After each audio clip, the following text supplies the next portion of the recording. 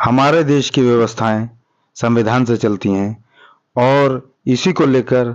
कई तरह के कानून बनाए गए हैं।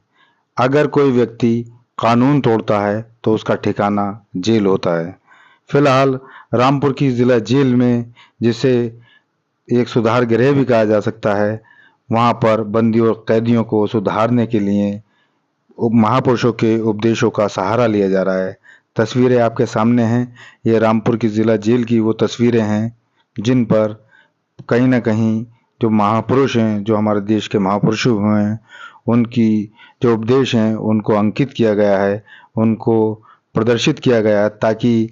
जो बंदी और कैदी यहाँ पर किसी न किसी रूप में बंद होने के बाद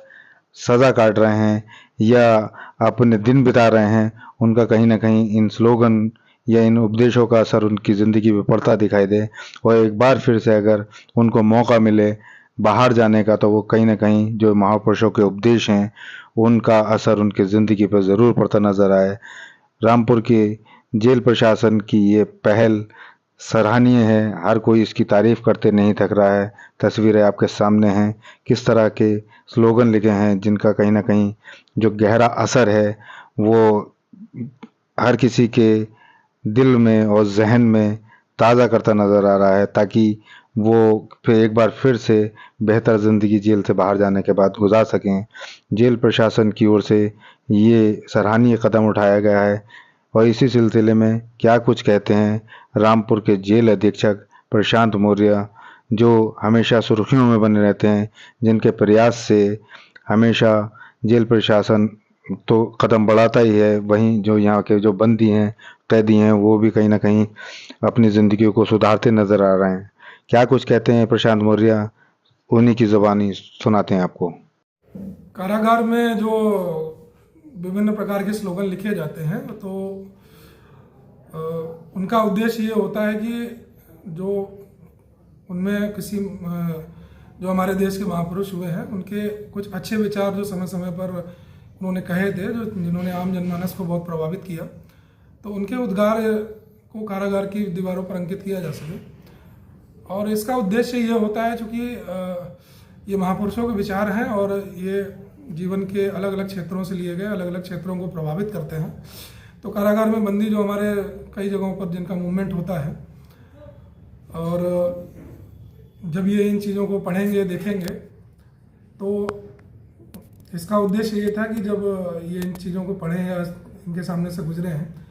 तो वो उन विचारों को मनन कर सकें, उनको देखें, पढ़ें और फिर समझने का प्रयास करें। उनके जीवन से वो किस तरीके अटैच हो सकता है, उस चीज़ को समझने के बाद में अपने जीवन में उसका किसी तरीके से उनके जीवन में अगर उसका प्रभाव पड़ सके, तो ये संभव है कि कुछ लोगों का जीवन इसमें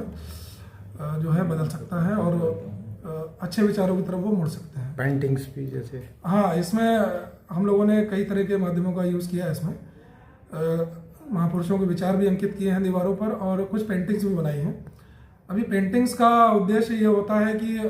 पेंटिंग या एक वीडियो जो होता है या एक विजुअल जो होता है, वो एक अच्छा माध्यम होता है किसी के मनोवृत्ति पर कोई भी एक अपना संदेश देने के लिए। तो यहाँ जो पेंटिंग के विषयों का चयन किया गया था, वो इस हिसाब से किया गया था कि जो कारागार में बंदी आते हैं, तो चूँकि उनका परिवार से अलगाव हो जाता है और यहाँ पर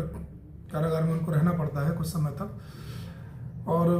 उनके जीवन में एक बड़ा ड्रास्टिक चेंज आ जाता है, अचानक से बहुत बड़ा परिवर्तन आ जाता है, उनका घर परिवार छूट जाता है। तो हम लोगों ने विषयों का चयन इस तरीके किया कि पारिवारिक पृष्ठभूमि के चित्र यहाँ पे अंकित कराए, कि जिससे यहाँ पे बंदी जो यहाँ पे जितने समय भी रहे, अगर वो चित्र उनके सामने